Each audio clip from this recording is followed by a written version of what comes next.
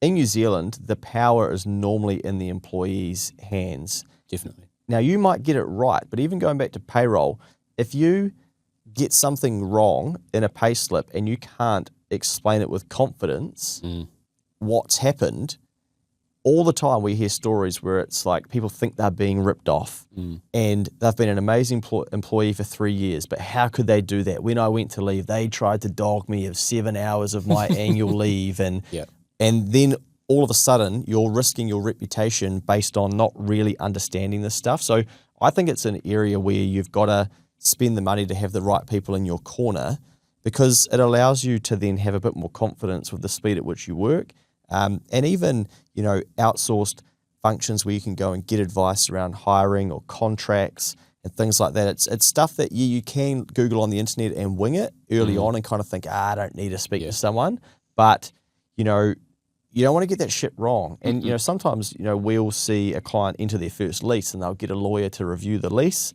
But then come the second time, they're like, you know what? Like, I understand the process now. I understand the risks. I'm willing to, roll through and not use a lawyer. So there are so many solutions out there in this space when it comes to dealing with people, that it shouldn't be one of those things where you go, I don't want to hire because I'm too scared of all this stuff.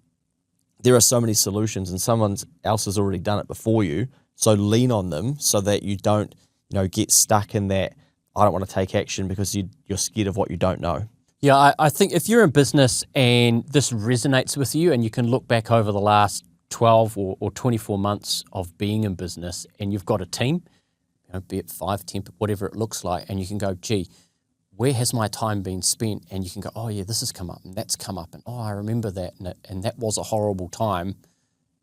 It would be that much easier if you were leveraging the power of these tools. And I'd encourage you to, if you make one decision for the new financial year, would be to subscribe to something like this so you're not repeating any of the stuff that you've done in the past, which is then going to, again, like we say, free up that mental rent so that you can go off with confidence and do what you need to do.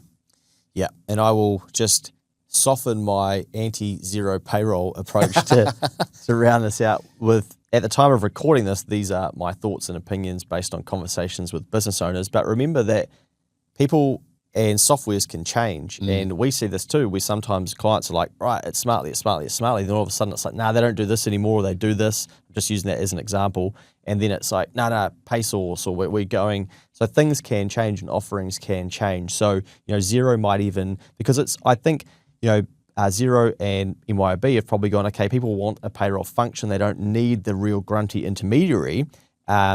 So let's build something that they can use, but not put heaps of resource into it because it probably doesn't make it financially sustainable, but they might change how they do that. Now, you mentioned before, but just want to stress as well, when you use a payroll intermediary, normally they suck the wages and the PAYE payment out of your bank account at the time, and then they pay it to the staff and to the IRD so that you're staying current.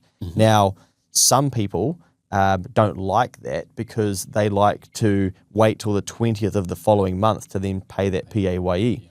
However, one of Phil's biggest recommendations in business is to never get behind on your PAYE. It is a very bad look and it is not your money, and you're robbing, well, that's probably a tough word, but you're basically robbing the IRD of your employees' PAYE that should have been passed on to them, and using that money to fund your business.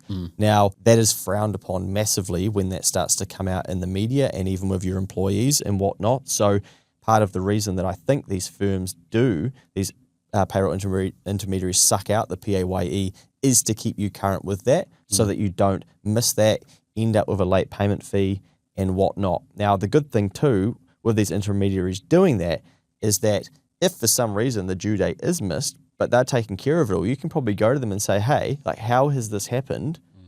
You'll need to write to the IRD and have that remitted, or you'll need to pay it, and they'll probably do that for you. But the likelihood that that happens would be very low because that's going to eat into their profitability and they wouldn't want that to happen.